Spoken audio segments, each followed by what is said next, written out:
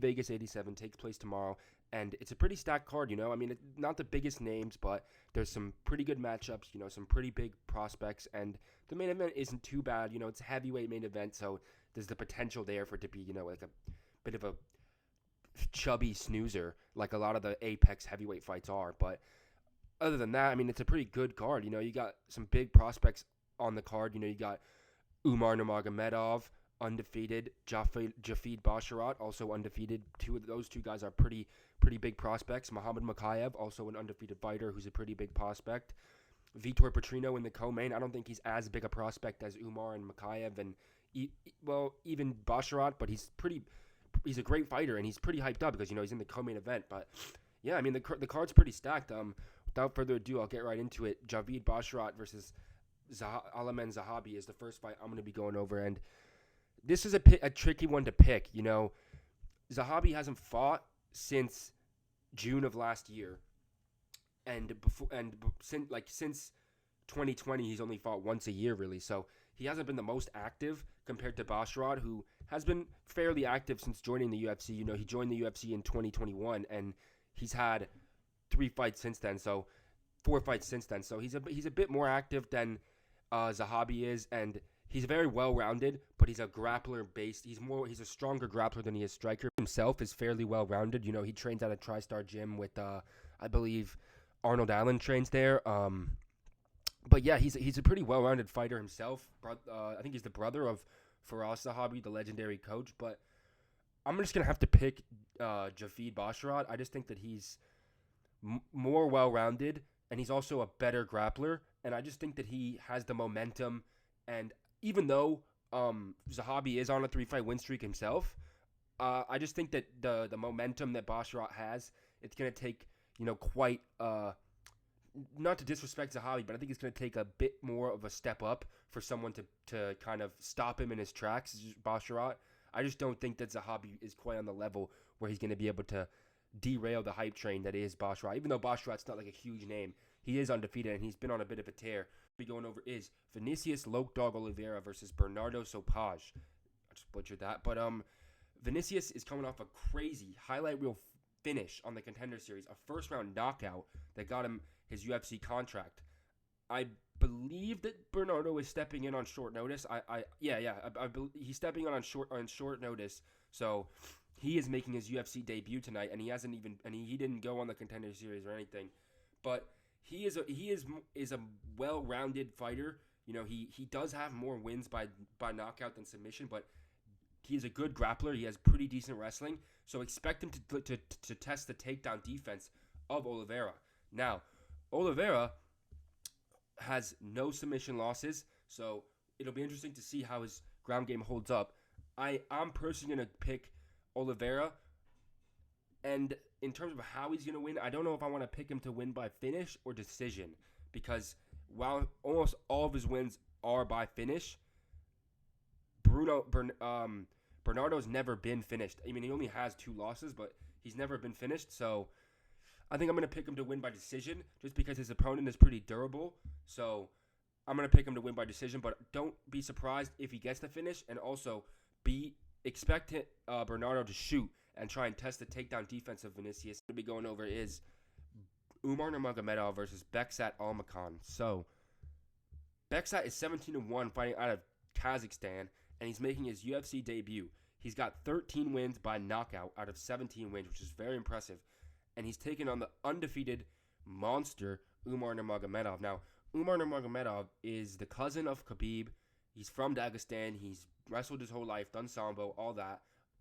And he's also got an extremely solid kickboxing base. He won his last fight by knockout in the first round over Raoni Barcelos, which is a pretty decent win. I know Raoni Barcelos is getting up there in age, and he's not what he used to be, but still, to knock him out like that is impressive.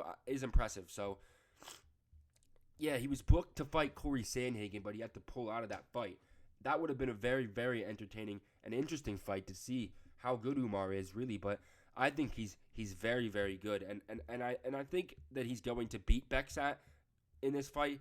Beksat's a dangerous striker. He's got the Kazakh boxing, that lethal jab, and just the straight shots and the in and out movement. But His only loss is by submission, so there is a hole in his game there.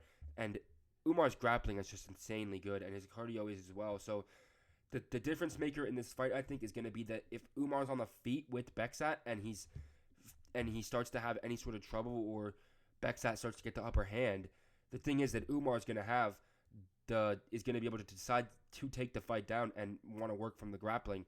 So even if Beksat starts to have success on the feet, I think that Umar will be able to get him down if he needs to or wants to and work from there. So I'm going to pick Umar Nurmagomedov to win.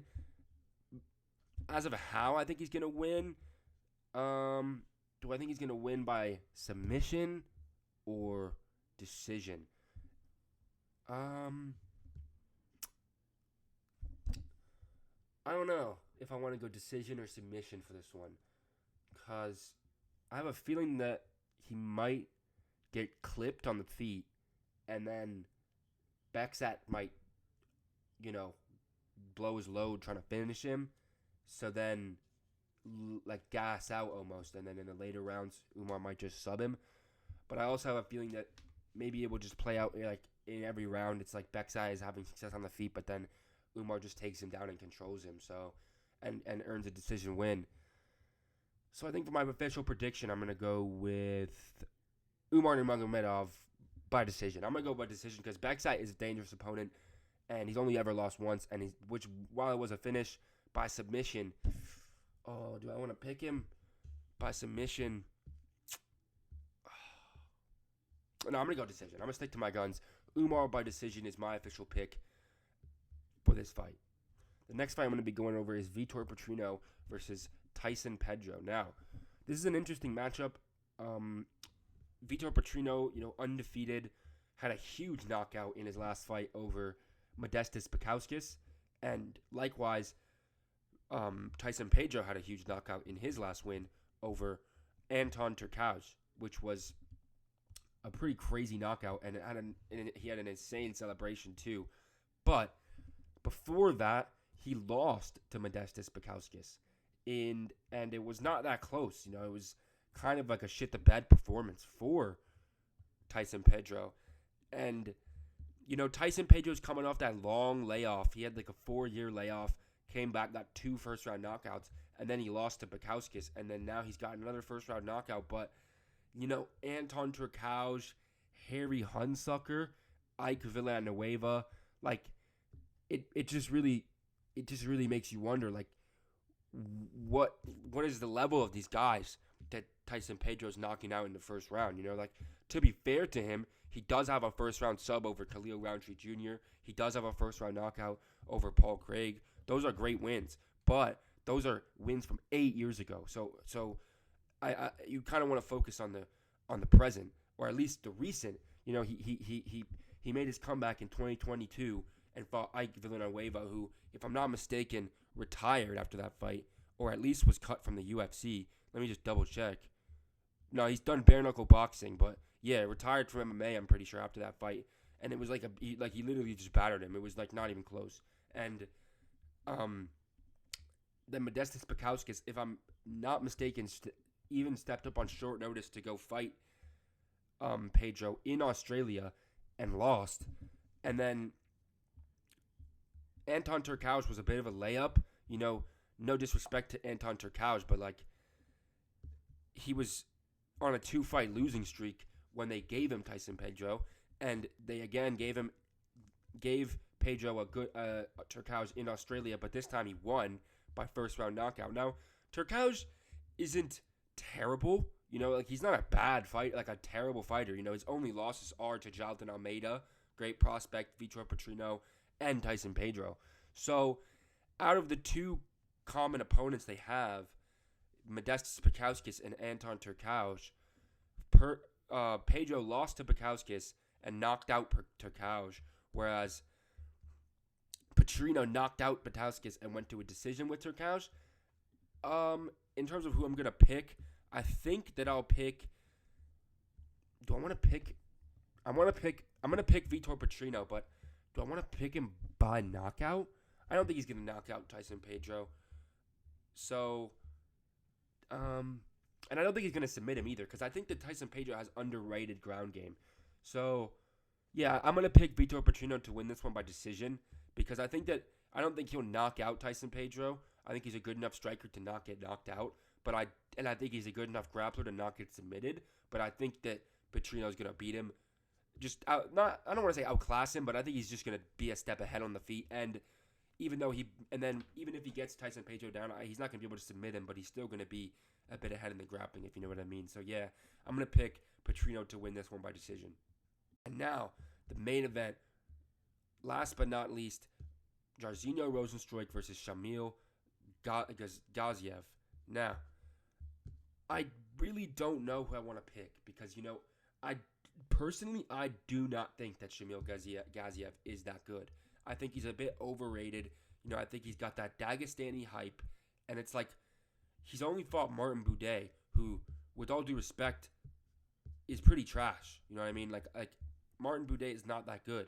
He's it's like he's fighting like the Jake Collier, Josh Parisian, Chris Barnett, like that level of heavyweight, which is just not high skill, and that's who Gaziev is beating.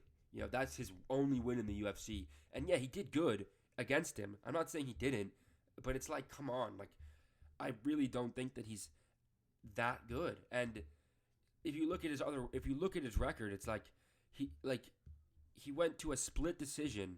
Oh, well, fair enough. That guy was undefeated, but he went to a split decision on the regional. But to be fair, that guy was undefeated. So, but like I just feel like if you look at his record, 1-1, 0-0, 1-4, 0-0, 1-0, 2-0, 0-0, and then in his seventh fight fought undefeated guy, which was fair enough, went to a split decision.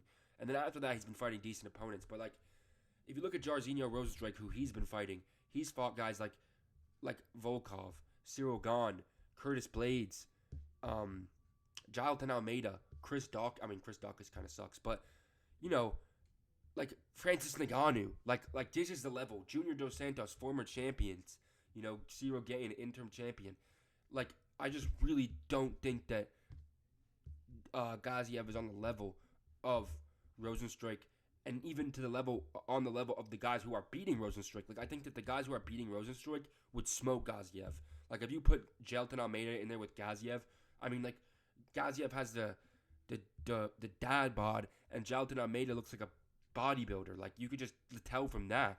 And I'm not saying that physiques win fights, but it's like Jailton Almeida is an explosive grappler.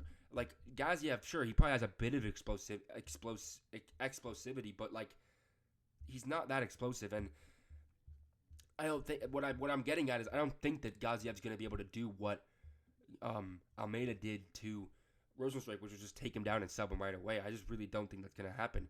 I think that it's going to be. I think the first round will be mainly a feeling out process, but I don't think it's going to be easy for Gaziev to get Rozenstruik down. I think that Rozenstruik is going to touch him on the feet. And I honestly think that Rozenstruik's eventually going to hurt him, and I think he's gonna win by TKO. I honestly do. I think that Rozenstruik's gonna win this fight by third round TKO. I think he's gonna hurt. I'd say second round. Second round TKO. I think he's gonna touch him in the first, and in the second he's gonna have more confidence. Gaziev's not gonna have as much. He's gonna have gone through that first round and been touched up and not got Rozenstruik down, so he's gonna be less confident. And I think that Rozenstruik's really gonna let his hands go, and he's gonna hurt Gaziev, because Gaziev's been touched and hurt on the regionals, and Jairzinho Rozenstruik, while he's not the best fighter, he has speed, he has power, and I think he's gonna clip Gaziev and put him away in the second round. I hope you guys enjoyed this video. I don't know if you could tell from my voice, but I've been sick for the past few days, but I'm still gonna be trying to get as much content as I can out this weekend. I'm gonna be doing a reactions video to this card on probably Sunday, and then I'm gonna be doing a bunch of videos next week for both UFC 299 and Anthony Joshua versus Francis Ngannou. So I'm going to be doing a couple videos talking about the boxing match, and then I'm going to do some videos talking about the UFC 299, and then I'm going to do some other videos based on like recent things that happened in the UFC. So keep your eyes peeled for those videos. Make sure you put on the notifications bell and leave a like and subscribe. And also leave a comment and tell me if you agree with my picks or if you don't. Hope you guys have a good one. I'll see you in the next one. Peace.